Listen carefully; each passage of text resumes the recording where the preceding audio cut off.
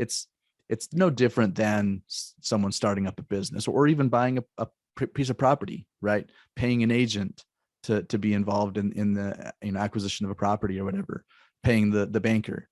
There are some upfront costs that are definitely part of this. We don't hide from that. But in the long run, not only do we overcome those, we overcome them in large amounts so that we just end up in a much better place. So if you go talk to someone like, oh yeah, I could do whole life insurance and it builds cash value and there's benefits and such. One of the things that we kind of bring to the table is we're hyper focused on utilizing these policies for this strategy only. As an operator, I know other investors are romanticizing multifamily investing, and I'm looking to learn from other investors' mistakes. I know you are too, and you found the right place. Welcome to Myers Methods Presents Multifamily Missteps.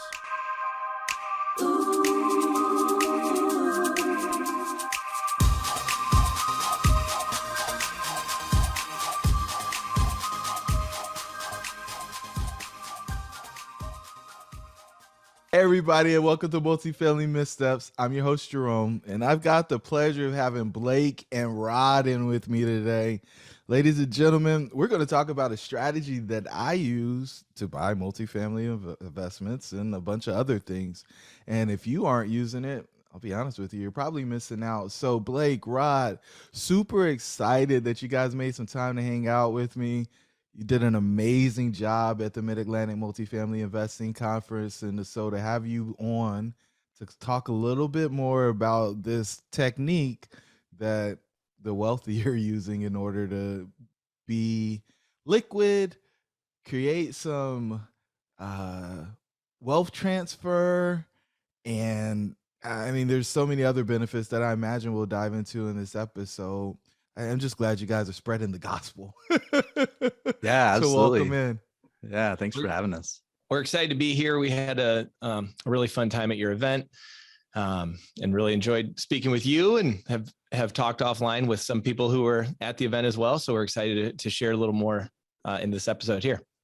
Outstanding. I'm glad that's already happening. Hopefully that happens a lot more, and we're going to work really hard to get people exposed to the concept, because I don't think most people hear about this.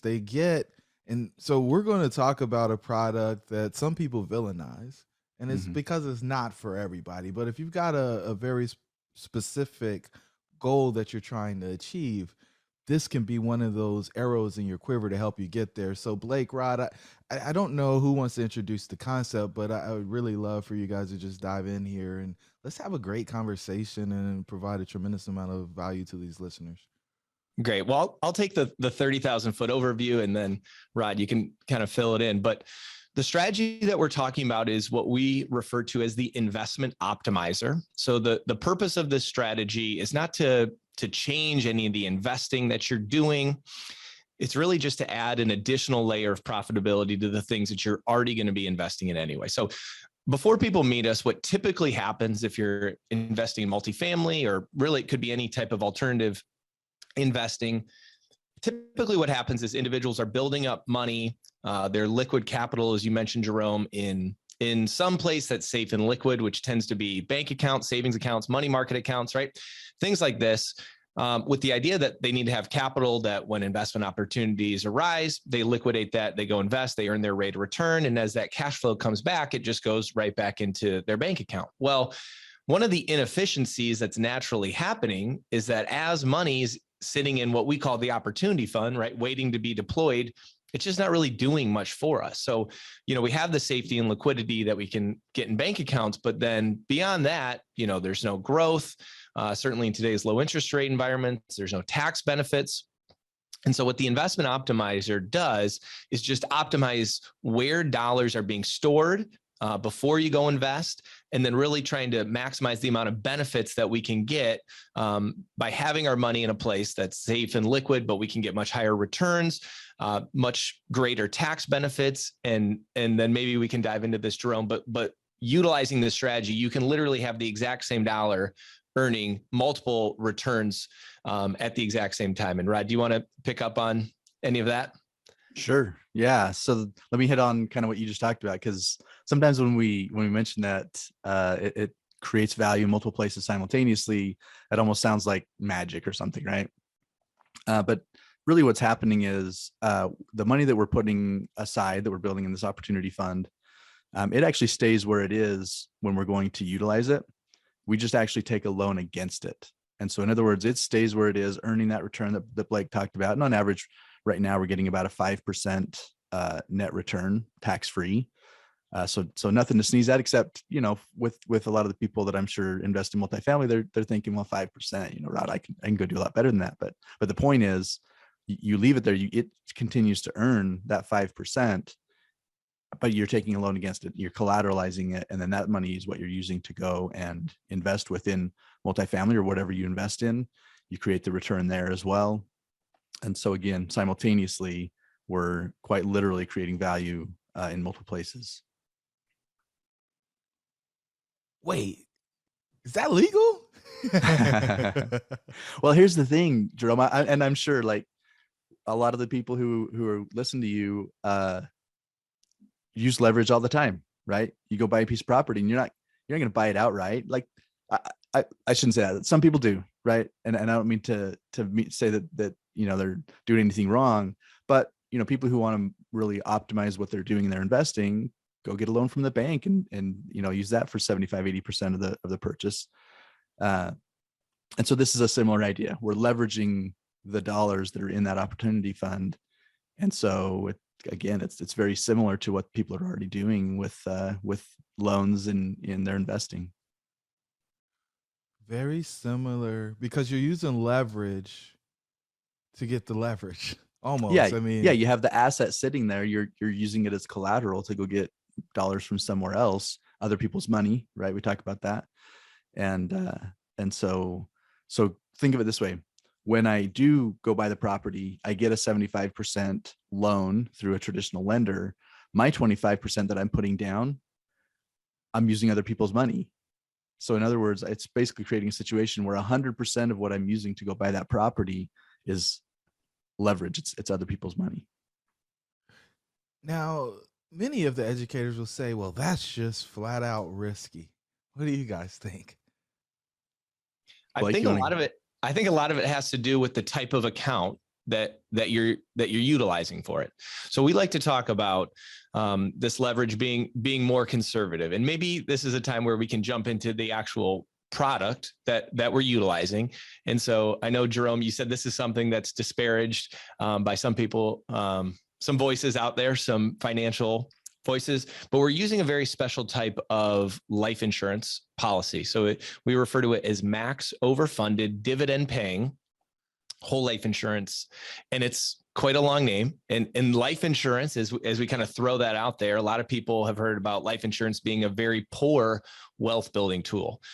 Before we jumped on, you mentioned people like Dave Ramsey said, anyone who's putting money into life insurance, is probably not being wise with what they're doing. So we want to make the differentiation that, this is a special type of life insurance policy designed in a unique way and utilized in a different way. So kind of piggybacking on what Rod was saying, we're not saying that life insurance, putting your money into life insurance, is better than multifamily or better than any type of investing, right? Because that's typically the argument is, couldn't you get a better rate of return somewhere else?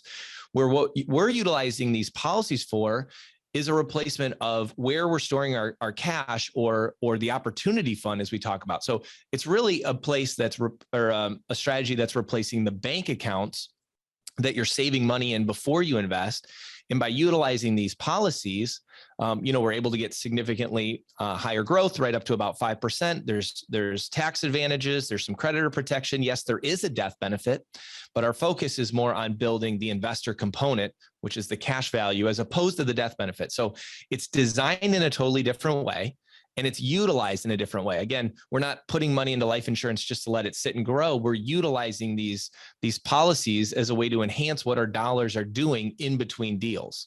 So then when it comes time to leverage them or utilize the capital, we have the entire balance continuing to earn and grow. So there's guarantees that are built into this. So again, you're building up this policy. It's got some guaranteed interest that it's going to grow with. It can earn some other things on top of that. And then very literally, you can borrow against it or collateralize or leverage it to go invest in the things that you are already going to invest in anyway. So what makes it a secure place to leverage is that there's guarantees. There's guaranteed growth. So very literally, by just putting the money into these policies before we go invest, we can do the exact same investing, but by putting the money into the policy, we get all the growth and all the benefits of having life insurance, and we're investing in the multifamily things that we were doing as well. I feel like you capitalized the and. There's multiple benefits here. And Yeah. so just to make it really concise for the listener, I think there's like 3 ways that you are actually adding a return per se, because you get the payout when you expire. That's a guaranteed payout, and it's a guaranteed event that's going to happen. Mhm. Then there's the dividends on the money that you have in the cash value of the deal. And then is there another one, or are those the only 2, and then your ability to pull against the cash? Well, Blake referenced that there's a guaranteed portion of the growth, and then the extra, the dividend. So right now, when someone gets into a new policy, there's a 3% guaranteed interest rate associated with that. In other words, you know that you'll never get less than a 3% growth in that account in any given year. Okay, and that's the worst we can do. But in reality, right now, when you add the dividend that you just mentioned to that, depending on which company we're talking about, that'll produce a total of a 5 to 6% return today. 13, 14 years into really low interest rates, there's still these life insurance companies are still able to put that out. So again, that dividend portion is not guaranteed, and yet we're working with companies who have been consistent paying a dividend for 150, 180 years, and so it's been a really kind of a solid thing that's just plugged through Great Depression, World Wars, all kinds of different things, and they just continue to plug along and do their thing. And so getting back to your question about risk, it's not that there's no risk, there's nothing without any risk, but as it compares to a lot of other things out there, it's really pretty low risk. I think it is. Well, I mean, what other thing is as safe as this, from other than putting your money in the bank and getting less than a 1% return? Like, Yeah. Well, where I'm gonna else could you even. put those dollars? Yeah, there's nothing I'm familiar with where it is, and I would even be so bold as to say that it's even more safe than the bank. Now, some people might be like, okay, that just seems crazy, but to me, here's the difference. These life insurance companies are asset building. They have to keep like huge amounts of reserves because of what they do, right? Jerome, they're saying when you pass away, we're going to pay out whatever, a couple $1,000,000 to your family, whether you die now or in 50 years, right? And so they have to keep large reserves on hand in order to do that. Like legally, they have to. And whereas with banks, not only is the model with banks like more, they do more with leverage, right? And so you look at like you put a grand into the bank, and it doesn't just sit there, right? The bank turns around and uses it. And with fractional reserve banking, they can lend it out multiple times, up to 5 to 7 times when you put that in them. So they're very, very highly leveraged. And so that's why I say that just the institution, like the base level foundation of what these life insurance companies are, just put them in a different class in terms of their kind of just solidarity. Yeah. So from time to time, I'll hear some of the guys that I work with tout being AAA rated, and that's because, and it's only like life insurance companies that are getting that type of rating. Is that right, or am I like totally messing this up? Yeah, it's no, there are like these independent rating agencies, and that's a great point, because we're not just out working with just any companies. We're only willing to work with A-rated companies that have been around a long time, consistent paying that dividend. And then we're kind of independent, so we look at all the different companies, and we're going to bring to the table the one that is offering the best, kind of that highest growth. In other words, the dollars I'm putting in, the one that creates the highest cash value that I can start loaning against and be using in conjunction with my investing. That's the one that we're using. Okay. Now, somebody out there super smart, Okay, this is one of you, Blake, because I'm going to try to trip you up. Somebody out there super smart. They're like, wait, I'm going to give this guy some money. He's going to put it in an insurance account. Then I'm going to borrow against it and then pay interest on my money. Why would I do that? That's an awesome question, and one that comes up. So here's what's happening. Very, very literally, and I guess if your listeners want to know more, you can go to moneyinsights.net. We have an education center with a bunch of free resources. On that, you'll find a video, kind of a webinar breaking down the numbers behind the strategy, because that is very important. But what's very literally happening is we're creating two buckets of money. So you're flowing money into this opportunity fund, right? And that's earning and it's growing. And we have the guaranteed interest, the dividends, as we've talked about. And then when it comes time to invest, right, we're borrowing not from our own policy or our own bucket, but we're borrowing from a different bucket, a much bigger bucket, and that's from the insurance company's general account. So in using, Rod, your example, let's say you wanted to put 25% down, and you say, okay, send me the money. When that money hits your bank account, that's actually the insurance company's money, right? And our entire bucket stays in our account, earning interest and dividends. And so there's interest on both sides, right? We're earning interest in our policy, and then we're also paying interest to the insurance company to borrow their funds. So our account's earning right about 5%. The interest cost can vary with the companies that you're using, but typically that's right about 5% as well.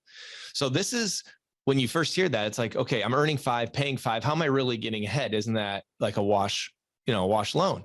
Well, the difference comes in really this idea of compounding versus simple interest. And it's a very easy concept, but can be incredibly powerful when you implement it into your investing strategy. So very literally, the dollars remain in your policy, growing and compounding forever. And then when we're borrowing funds from an insurance company, we're paying them back, as long as we at least pay them the interest portion each year. We're paying them back on a simple interest payback. And so that simple interest, as we pay that down and our money continues to compound, there's an arbitrage there. So I don't know if we want to get too deep into the numbers. I'd be happy to do that if you want to. Again, you can go check out some videos that we have. Rod, do you want to discuss that? I can give a quick example. Yeah, because Yeah. What you'll see when you get to the video, or even the one that we did with you, Jerome, the other day, we just show a simple example. Someone takes $100,000 loan and they use that to go and invest. That's the down payment, right, on a $400,000 duplex or something. And then they create this payback, and we showed over 20 years, just amortizing the payback over 20 years. They're paying $8,000 a year to pay down that loan. By the end of the 20 years, they would have paid about $65,000 or $60,000 in interest, okay, as they pay down that loan. On the other hand, they have $100,000 sitting in the other bucket, the opportunity fund bucket, and it's continuing to earn the 5%, but it's earning it on a compound basis. So when you look at that over the 20 years, it would have earned $165,000 in interest inside of your bucket. So 165 earned versus 60,000 paid. That arbitrage, netted me $105,000 above what I was paying in the interest. So a lot of people want to be profitable multifamily operators, but lack the knowledge, deal flow, experience, and capital to be successful. They often try to overcome these challenges out of order, slowing or eliminating their ability to get the next deal done. We have developed a framework that allows them to gain the knowledge they need to find profitable deals. When they use our system, they create time and location freedom, as well as the generational wealth they desire for their family. The Multifamily Kickstart program has proven to be the fastest way to establish credibility and build a profitable apartment portfolio. Hop over to jeromemyers.co to find out more info. Wait, I'm not good at math. Hold on. Are you saying because I had compounding on the money that I put in, and I had simple interest on the borrowed money, the delta is $100,000 over 20 years? Yeah. That can't be right. Yeah. No, and that's the thing is I think people understand, kind of conceptually the idea between compound and simple, right? Like I want my money compounding, like creating this growth, turning around and putting it into something new that let's dollars grow on top of dollars. But when you put the numbers to it, and in this case, it's even a little bit better because it's not just simple interest on a flat balance. Like I'm paying that down. And in other words, I'm paying less interest every year as I pay down that balance, working towards the year 20. And so that's why it works out that way. Now, this is something you probably don't encourage, but I think I know through experience, they don't actually have to pay the loan back, do they? It's true. So go back to the idea of when I took the loan, my money was sitting there acting as collateral, right? And so for the same reason, the insurance company is like, well, we have, it's your account, but it's sitting here in our, in your policy with us. And so if you like just want to walk or whatever, or even when you pass away, right, there's this death benefit that's going to pay out and pay it off. And so to your point, I have complete latitude on how I want to handle the payback of that loan, if at all. Right. So like Blake said, we want to at least be paying the interest on an annual basis. But here's the way that we see it working and that I use myself. Because it's my opportunity fund, I take that loan, I go and invest, I create cash flow. Well, what else am I going to do with that cash flow? Right. I don't want to just funnel it back into my bank account. That doesn't make any sense. I want to funnel it back into this opportunity fund, paying down the loan technically is what I'm doing. But strategically, what I'm doing is I'm freeing up those dollars to go back and do it again. So let's go back to this example I used a minute ago. I buy this duplex, I create some cash flow, I funnel that back. It's not something on a monthly basis as I'm receiving those rents that I can just turn around and go buy another property like each month, right? So I have to build that back up somewhere. So I'm just going to be paying back that loan, which covers my interest, covers some of the principal, et cetera. But again, strategically, I'm replenishing my opportunity fund so that after a couple of years of doing that, now I've built it up to a place where I can go loan against it and go do it again. So we create the same cycle, this kind of rinse and repeat idea. I'm just flowing all that money through that policy instead of a savings account. The other piece of this that you're not mentioning that I think is pretty cool is, say I go out, I buy a building, and then part of my business plan is to do a refi in year 3 or 4. Yeah. So in the third year, I refi, and I'm able to refi out all of the initial invested capital. I can take that lump sum of cash, pay off the loan, or pay off the loan, which is tied to my opportunity fund.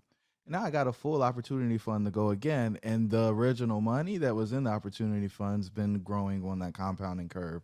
Yeah. So this is where I think it really gets magical, because now you have the asset, you have no loan, you have your original investment, and you're ready to go again and deploy off of that increase, and you can borrow against the increased cash value that was growing while you were doing the first deal.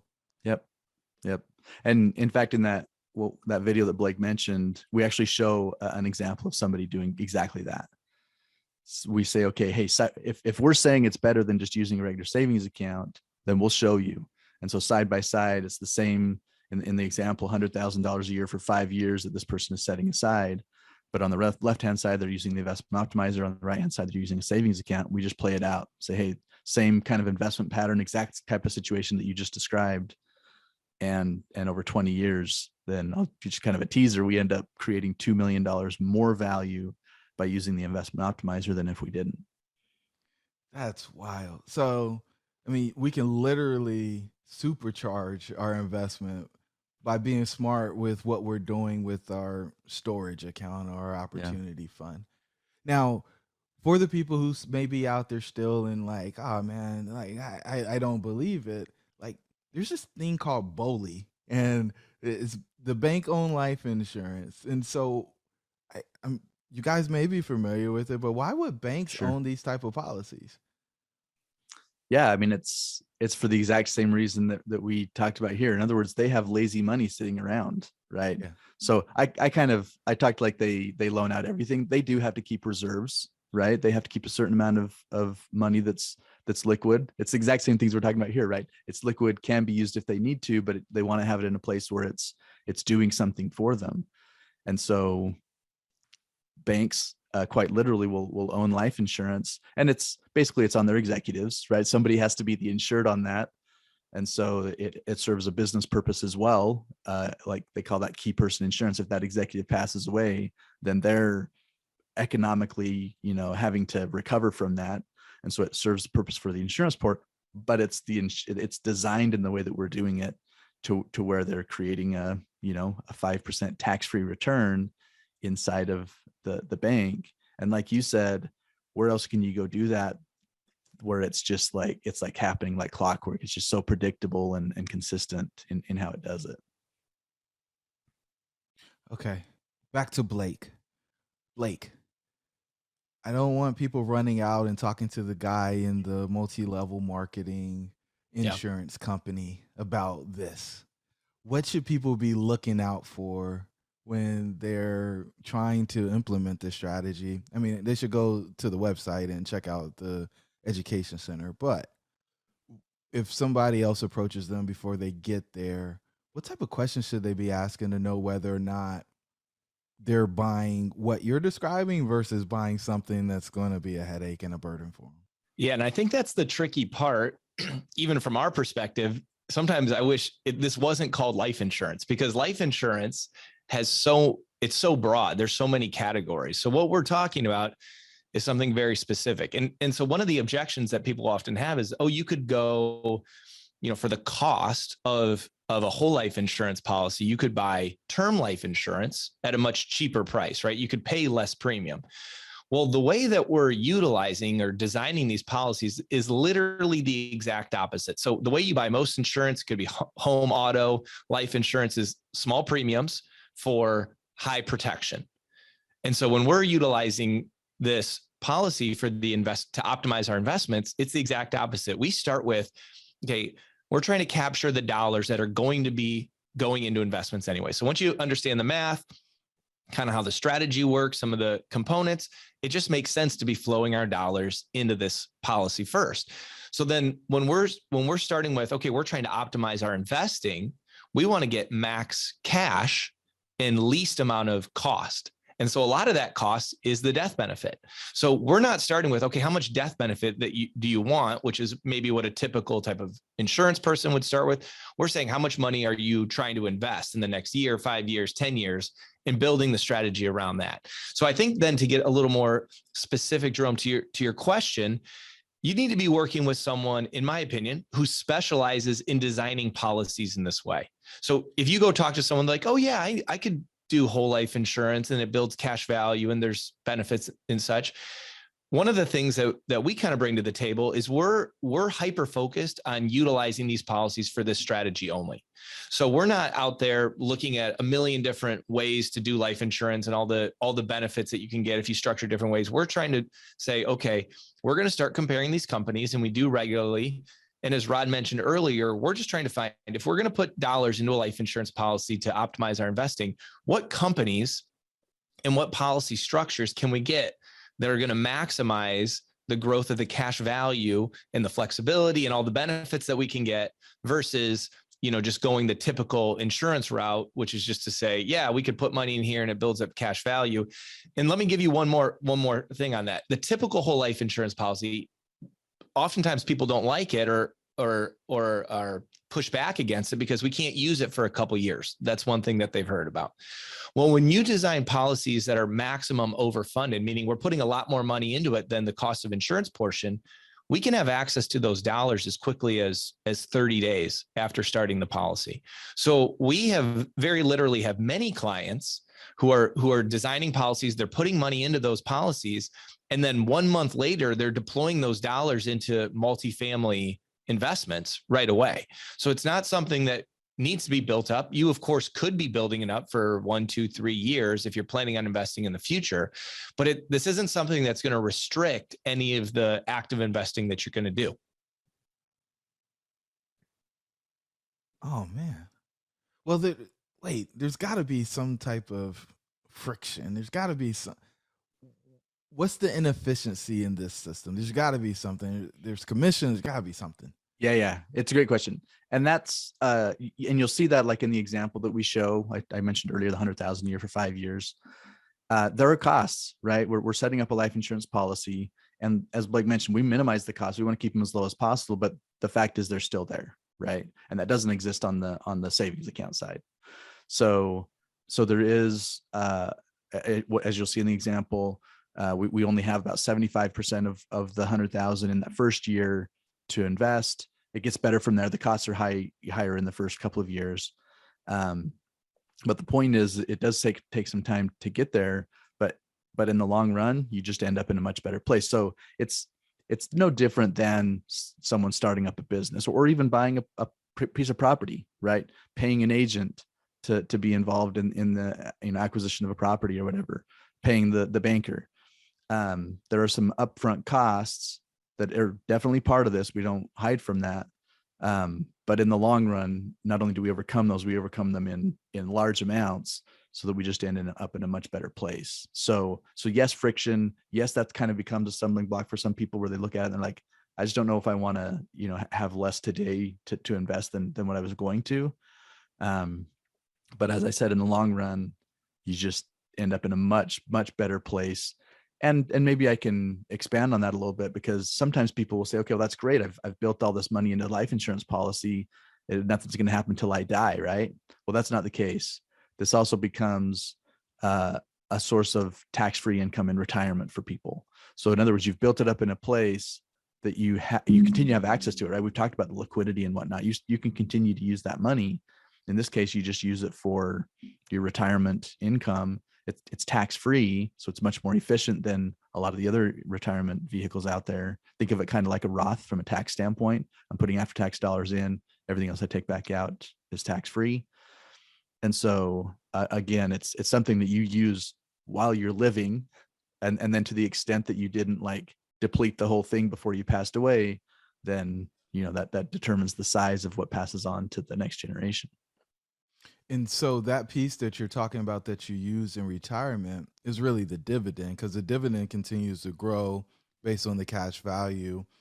And then the cash value is still there if you want to use it to go do more investments. Did I get that right? Absolutely. Yeah. Yeah. We have a lot of people who will continue to, they don't think about retirement the way most Americans do, right? Like they're just going to keep investing. They're going to keep doing what they do because they're good at it, and it, gives them something to do. People, they can't imagine just, parking it and sitting on the sidelines and not doing anything, right? They're just going to keep going. And so, yes, we see people, well into their advanced years continuing to use their policies in that way.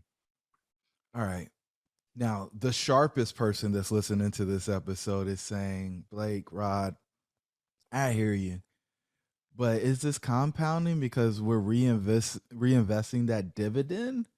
Or is the interest on the policy actually compounding? Yeah, it's both of those. So the interest just naturally compounds, just like it would in your bank, right? You leave the money sitting there and it's earning 0.01%, but it's creating some compounding. In this case, it's the guarantee of 3% interest, and that creates some compounding growth. And the dividend can be paid out in different ways. You could just say, hey, just send me a check, just like you would if you owned the Coca-Cola stock or whatever, right? And they're paying out a dividend. Or you can roll it back in. And so the default for us is to roll it back in because of that point that you just made. Compounding growth really, makes not just this concept powerful, but anything better if you're able to create that compounding growth. And so we do just roll it back in until someone's ready, retirement or whatever, for whatever reason, to then instead just send me a check, right? Just send me a check. It's mailbox money, ladies and gentlemen. It does. Yeah, absolutely. Blake, Rod, final thoughts, and then we'll let them know how to get in contact with you guys. Well, I think what comes to my mind is the title of your show, just the missteps that are happening. Now, this isn't one that most people are aware of. Oftentimes when we are first meeting with people, they say, oh man, before I saw some of your material or listened to you on a show or wherever they found us, they're like, I'd never even thought about the fact that my money was being inefficient in between deals, right? I'm just hyper-focused on trying to maximize the return in my investment. But the reality is, if money's coming into your bank account on a monthly basis and it's being stored up to utilize at some further point, there is that natural inefficiency. So this is, once you kind of figure out how this strategy works and really the benefits that come from it, it does become a no-brainer to just be utilizing this as opposed to bank accounts. So really what my final thought is, the misstep is just thinking about, where are your lazy dollars right now, right? And are there ways to get those dollars to be working more efficiently, to not only be earning value in one place in your investment, but is there a way that we could be earning value on the same dollars in two places at once? So utilizing the strategy is just a really natural plug-in to what you're already doing. Rod, do you have other thoughts on that? Yeah, my final thought is just kind of maybe the alter ego of the guy you just described, where they do feel that inefficiency of the money sitting on the sidelines, and it's like it's eating a hole because they feel so motivated to just go out and be using that money, which obviously isn't a bad thing, but it is a bad thing if they're not making the best decisions or not waiting for the right deals, because they just feel like I've got to get this money working for me because it's just not really doing anything while it's sitting there. And so if instead it's somewhere where it's earning 5% tax-free, well, that is a much better place, much more comfortable for somebody, where they can take their time, find the right deals, because they know it's at least doing something for me on the sideline while I'm between deals. Oh man, in between deals, I gotta put I'm seeing people buy stuff. They're like, I gotta buy something. The market or inflation's eating up my dollars. I'm getting 0.01%, but you could be getting more. Yeah, you might have a little friction up front getting the thing set up, but you could have more, and you could have a bigger payout, plus access to dollars in retirement, plus a dividend on an annual basis, plus compound. Like, I mean, the list is kind of stacking up, guys. I use it, and this is why I use it, and I'm glad that I had the opportunity to share this with a wider audience than the folks who only came to the VIP portion of the Mid-Atlantic Multifamily Investing Conference. So Blake, Rod, how can folks get in contact with you to find out more about this amazing concept? So the easiest way would be to go to moneyinsights.net. We got a lot of free resources there. And then the other thing is we do have a podcast. Rod is the host on that. Do you want to share more about your podcast? Yeah. Rod? Yeah. So we just call it the Money Insights Podcast. And the idea is we just want to, we say we talk all things money and business. We want to just help people, be a resource for people in kind of growing their wealth. And this becomes obviously a very core piece of that. So check us out on all the kind of the big podcast players. If you want to just email us directly, you can just email us at insights@moneyinsights.net. And we can plan a meeting. Like, often when we get together with people, we're not big salesy, like push it down your throat kind of thing. We let it stand for itself, right? Like it is pretty cool. It does what it does. But we want to help people get educated. And so it's we just have a conversation, understand what you're doing, answer any questions, and give you more resources to learn about it, but very, very education oriented. Well, I think the listeners know I'm not going to put them in a tough situation. I think Rod and Blake do this thing the right way, and I'm super excited to have them as friends of the community. So Blake, Rod, thank you for your time today, and I look forward to continuing to build our relationship. Yeah, thanks, Jerome. Been great. Enjoyed it. To the listeners, the pack's with you. We'll talk soon. You made it to this juncture, so you really love what we shared on this episode of Myers Methods Presents Multifamily Missteps. Do us a favor, give us a 5-star rating, give us a review, and share this with somebody who's interested in multifamily investing. Until the next time, the pack is with you.